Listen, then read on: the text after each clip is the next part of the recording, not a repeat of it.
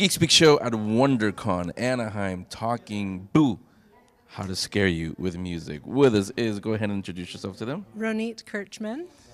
And I'm going to start with a question that I've been asking everybody today. How do you scare people with music? Because there's all kinds of horror. There's like I don't know what they call it now, but the Get Out, those kind of movies. There's the ones with the jump scares. So how do you write to scare people today? Well, I think you're hitting on a couple interesting things. One is there are a lot of different flavors of horror and thriller and suspense. And each of them kind of needs a little something different in terms of the musical approach. On the show that I'll be talking about today at the panel, The Sinner, it's kind of in the thriller, psychological suspense category, I would say. And one of the things that we work with is I think it's a lot about not relying on conventional tropes because people are so used to them that they don't actually scare people anymore. People are too smart for that now. So we have to come up with new ways, and a lot of it has to do with kind of dialing into the uncertainty, the anxiety of the characters, the genuine fear that they feel, and that's coming from different directions, and having unexpected shifts. So sometimes it's not like a false scare kind of thing. It's subtler than that. Yeah. But when you experience like some tension and then it lets up in a way you didn't expect, and the story moves in a direction you didn't realize, then when something really shocking happens, and the music supports that, I think hopefully what we're really aiming for is for the audience to feel shocked and impacted by the acts of violence, for example. It's kind of very not gratuitous. And also, when there's mystery, to really feel like wondering and interested in what's going to happen next, and also what's making people tick. So it's a very, in this case, I think it's a psychological approach which helps people to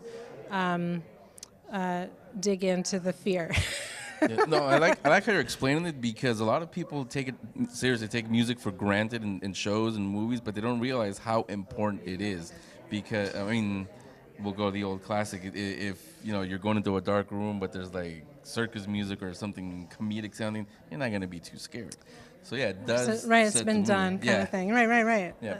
The other thing that I've been noticing with everybody is how early in the process did they bring you onto the center? At the end or towards the beginning? Actually, toward the beginning. So I read a script of the pilot, and I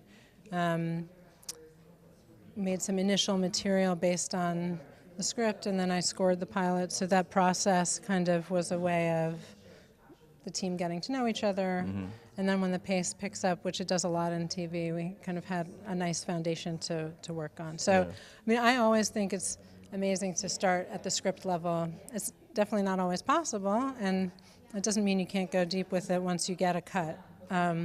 But it's nice to have a little period of time where, because I think, and rightly so, the visuals really impact your musical choices. So it's just interesting for the process to have a moment where you let your imagination roam free a little bit and make material based on a little bit less information.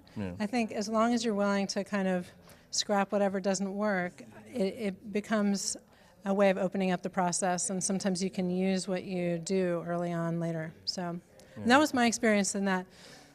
Some material that I generated very early on ended up being useful in later episodes. So you never know what you're tuning into. Like I said, that seems to be a new trend. I'm sure you know that where usually composers come in at the very, very end. Not that they're not important, it's just the way it was before, but that seems to be a new trend when they're bringing you on right at the beginning. Well, you'll see like different, I think it's always been a range. So like in certain famous collaborations like Fellini and Nino Rota, they were working together from start to finish, right?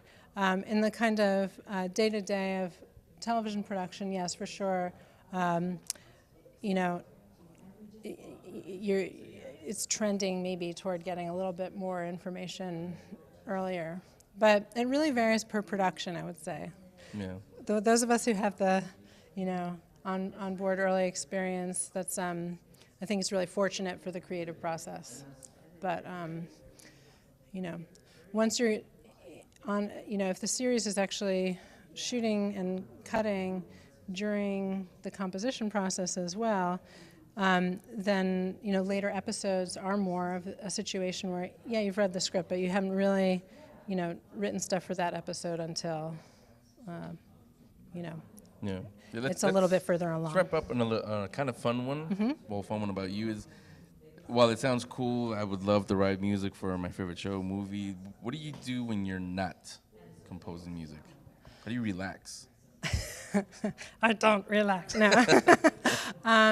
Well, I love everything in the arts. So making visual art and writing, and that's kind of always cooking for me. I have 2 kids, and I love spending time with them.